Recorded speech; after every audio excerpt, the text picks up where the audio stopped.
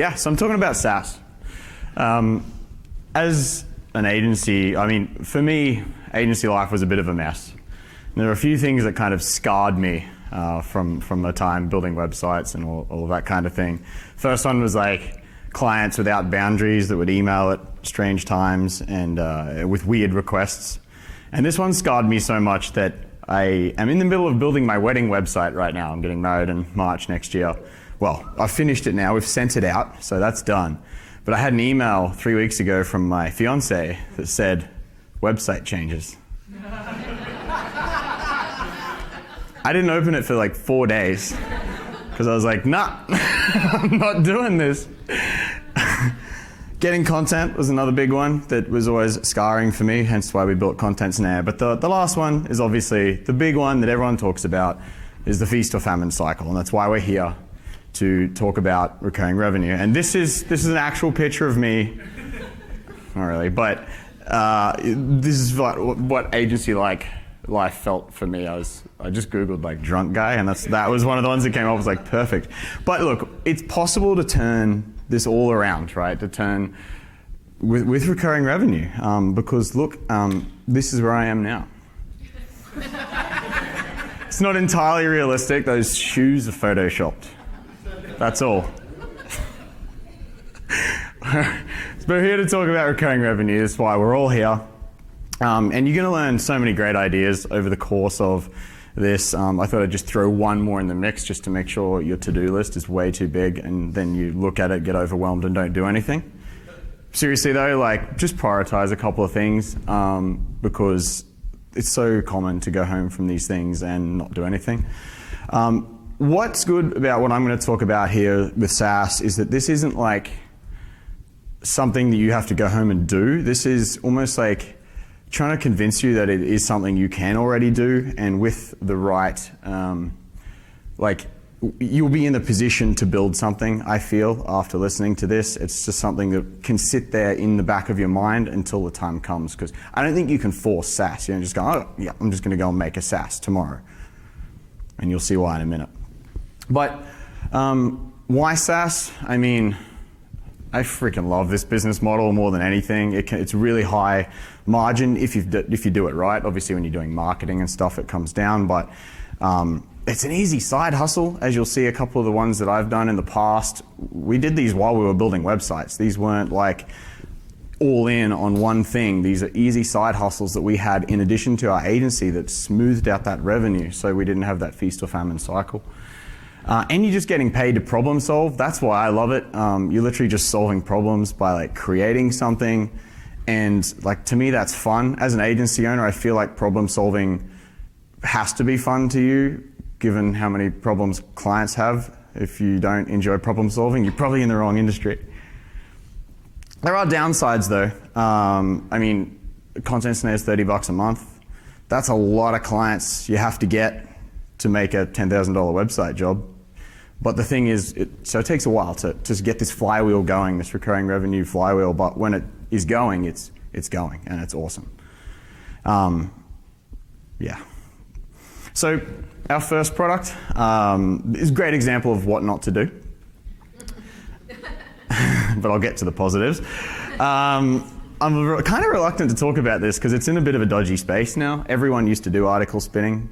I promise, like it wasn't a dodgy thing in 2011. Yeah, this is still around. Don't judge me for it. It was what everyone was doing back then. But we basically locked ourselves in our little code dungeons for 8 months to build this product from scratch, me and my business partner. Didn't know what we were doing. We're engineers, rubbish at marketing. 8 months later, we were like, surprise, we have a product. Does anyone want it? And you know, look, we got a few clients in, and then PayPal shut us down for some stupid reason that didn't make sense. And then we got through this. We put in a new payment gateway. And then we got into a feature war with like all our competitors. We'd like innovate, we'd build in something, all the competitors would just copy it. And this happened for years and years and years and years. I tell this story though, because I'm talking about a lot of negative stuff, but now this product sits there. It takes me about 5 minutes work a week, and it's sitting there ticking over, making fairly reasonable money, and I don't do anything on it. And we built this in 2010. Well, started building it in 2010. So the first thing that is important with, how'd that get moved down? That's weird. My slide must have got chopped up somehow. But anyway, first thing is creating ideas, right? And this is why I said SaaS, you can't just go out tomorrow and be like, I'm going to build a SaaS. Because the first thing is obviously a good idea. And a good idea comes from a need. And to identify a need, this process takes time. And this is, as an agency, you're in such a good position for this because you're exposed to problems constantly, all the time. You have clients, and clients will just give you their problems no matter if you want them or not. Because you're good at computers, right? So you can fault find operating systems, you can recover data from hard drives, and build an Uber for puppies for $2,000. Seriously though, you have access to so many problems, and that's how our second product came about. Silver Siphon, this is the one that went on to sell to an investment firm. We were trying to build an accounting system for our clients. Accounting system, that is way overshooting. They had a recurring payment system. We wanted to take the payments with Stripe, put the invoices in Xero, reconcile them. And we're like, cool, that'll be fine, we'll do that. Not possible, not even with Zapier. There was no way to get that Stripe data into Xero. So we built this tool, cost us like $5,000 for the MVP, threw up a landing page because I found hundreds of people online that had the same problem. They all signed up for an email thing. We spent like $5,000 to get an external developer to build this thing. We developed it over time, but eventually this was doing 5-figure MRR as a side gig, 20 minutes work on support a week. That was all I did on this business. By the end of it, perfect business to sell, like Mike was talking about. Like people don't want to do work, like it's a perfect business to sell. So it sold it really easily, and can't remember what my other point was, but it was just, there was a problem that we just tried to solve a process for a client, and it turned into an epic software product. So there are things you can do I feel like you can get better at coming up with ideas for software, because this is what I do now. I'm just constantly trying to think of ways that of software products that I can build. And that is through listening to problems, things that people are saying, coming up with solutions for them in your mind, and basically just writing it all down. And you're going to have some absolute crap ideas, but it doesn't matter. You just write it all down, and over time you're going to get better at this, and one day you'll be sitting on a train and overhear a conversation and be like, Uber for puppies. It's going to work. So a lot of people dismiss all the ideas that they have. Like the big one is, it's been done before. There we go. That is not a negative. If it's done before, someone's proven there's a market for it. You just do it differently, be better, have better support, have a better logo. I don't give a crap. Just you can differentiate yourself from markets products that are already there in a market that you know exists. And the other one is that I don't have the skills to do this. So I'm going to call bullshit on that, because as an agency, you guys can problem solve. You live on the internet. You know which tools you like using. You know which ones are good and bad. You know what UI you like. You know what good UI looks like. You can design all this stuff. All our software products, even the ones that didn't make it to market, I think there's probably 3 more that I'm not going to talk about, were just a sketch. Started with a sketch, and then we made them look pretty, and then we hired someone to build them. It's not like this is rocket science. I know, obviously the building process is the hardest part. But everything I'm talking about today is before that. Before you even get to that, you can have proof that an idea is going to sell before you even write a line of code.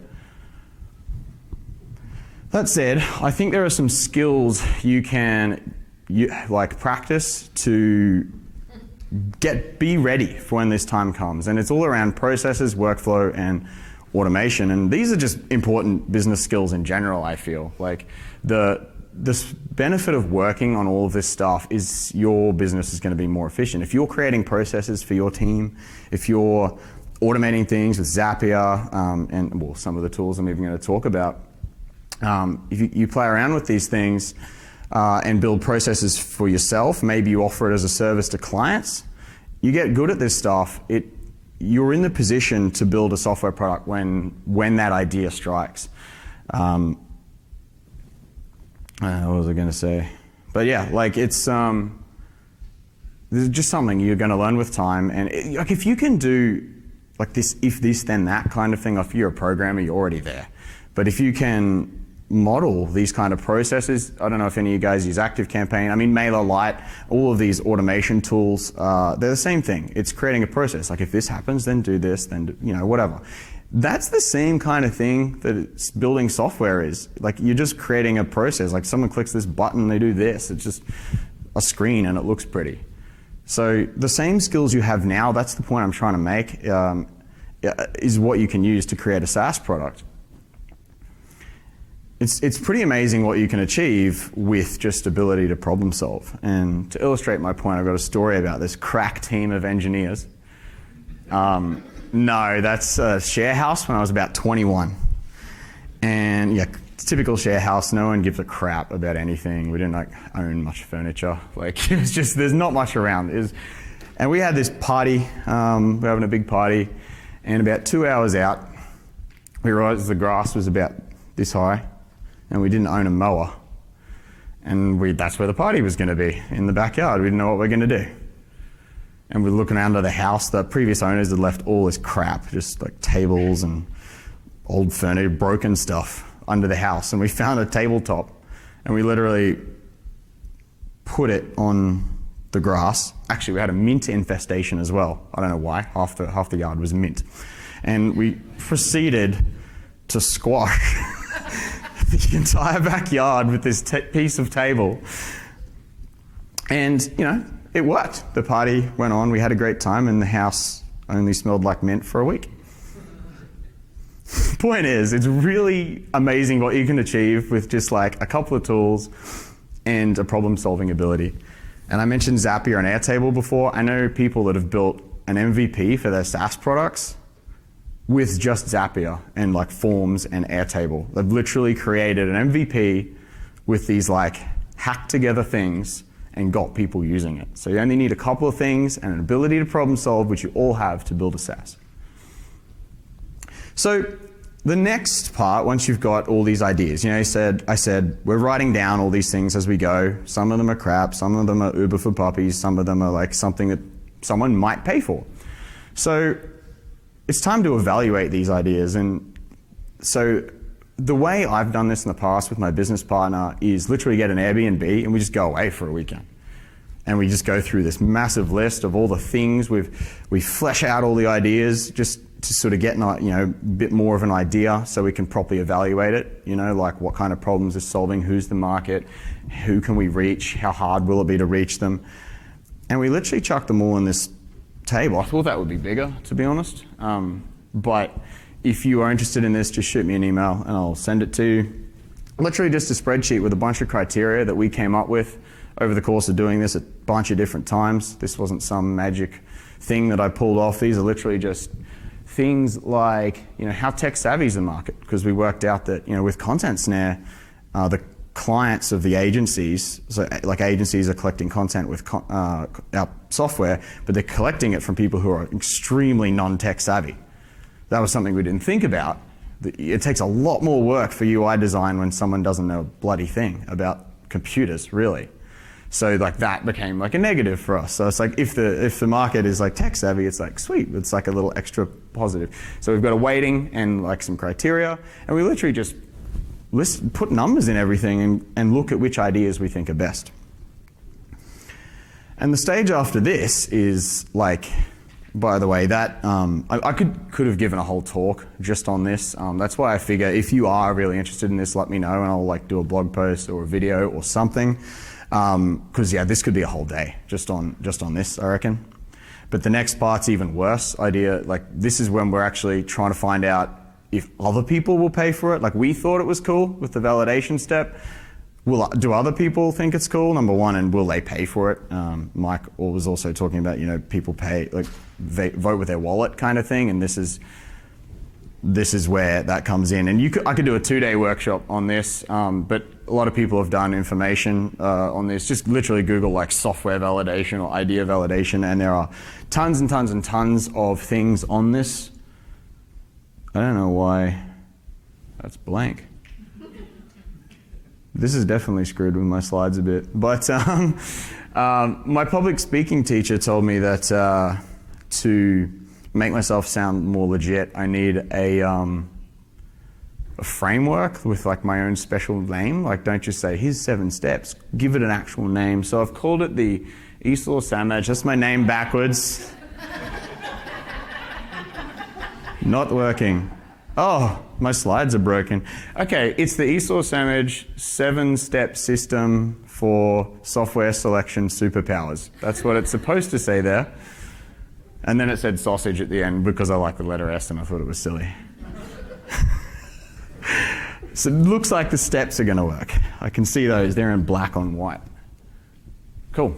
That's what matters. So the common theme among a lot of this is going to be talking to people, just constantly. Every step of this, you need to be talking to people to find out like what they're feeling, what their biggest problems are, and then at the end, you'll see we'll ask them for some money. But the first step, so I'll just run through what we did with Content Snare, because I think I finally nailed it this time after several times of doing similar things. First thing we did was meetings. It literally was like, I've got this idea for a product, I'm just going to go and talk to all the people that might use it. And it was phone calls, it was Zooms, it was in-person meetings, like with coffees, just with web agencies in my area. I knew I wanted to work with web agencies, and I let them just talk about their process and what their biggest problems were. And they would say things like, content is the biggest bottleneck we have in our business. Waiting for content made me want to leave the industry. It's the biggest pain in the ass. And like saying these passionate things that made me go, yes, we're onto something. So that's what you want in that first stage, is getting these passionate responses from people, and they're practically writing the copy for you. Our first landing page was basically just all the stuff people told us in that meeting. So we built a landing page, which kind of summed up the idea of what the product would be. And going through this process makes you really think about the benefits, what it's going to do, how it's going to work. And I mean, you're not building the product yet. You're still literally just kind of being like, this is going to do this, and this is my idea, this is how I think it's going to work. And then you try to collect email addresses on this landing page. This is classic idea validation stuff. Spread the word, also known as marketing. You can do this however you like. For us, this was blog posts, getting involved in Facebook groups. Facebook ads is the classic one. Everyone just says go and throw $100 at Facebook ads. It's kind of becoming less and less effective, much more expensive. I liked the content thing. I figured I was going to serve agencies anyway, so I was building an audience. Building an audience at this point is, well, this is where you start, not the whole 8 months in a dungeon coding before. So we haven't written a line of code at this point. We don't even have a design at this point. Building a landing page just to see if people are willing to put their email address in. If you can't get email addresses, you're going to have a hard time selling this thing. Then we did mock-ups. Literally 2 mock-ups was our first. We had a blog post that said a sneak peek, couple of like a dashboard and what the the content form would look like. Got a designer to do it because I can't design for shit, so someone else did it. And we asked people, oh, my bad, I'm looking at the wrong one. So after people sign up, we survey them. Again, this is that talking to people throughout the process, finding out what their biggest problems are. Again, it's the same kind of questions, but in survey form, obviously just en masse, because you're not doing this by calls. Literally just asking questions, like what's the biggest problem in their business? Like, you can ask pricing questions at this point. We didn't, probably would in hindsight, like what would you pay for this solution? Price Intelligently has some really awesome, they got an ebook on setting pricing, and I use this all the time now. It gives you 4 questions to set, like what's too expensive, what's too cheap, what's like good value, whatever. And this kind of thing gives you a really good idea of what people are willing to pay. And that that's when we went ahead and did the mock-ups, did a blog post on it, and tried to sell it. We literally said, do you want to pre-buy a year? Here's the price.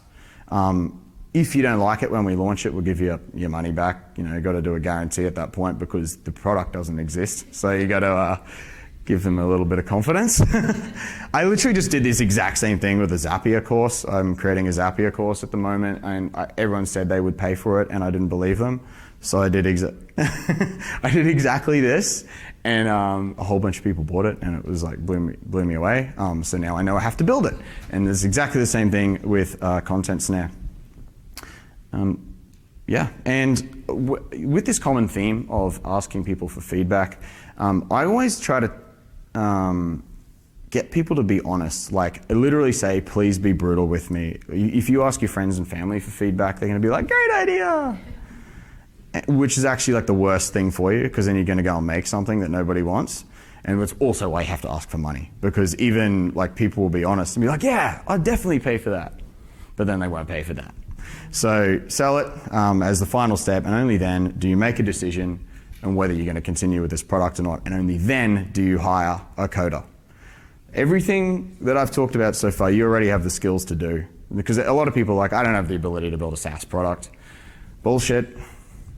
But at this point, you've got money and you can hire a coder anyway. So yeah, it's no excuse. So the only thing I really want you to go away and do, because I don't want to destroy like your to-do list, which is already probably massive, just listen to people.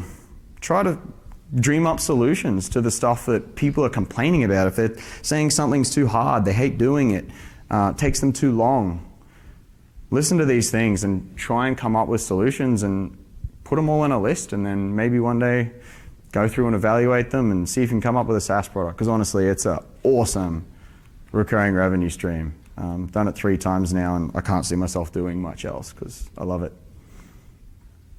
The end. Thank you, James.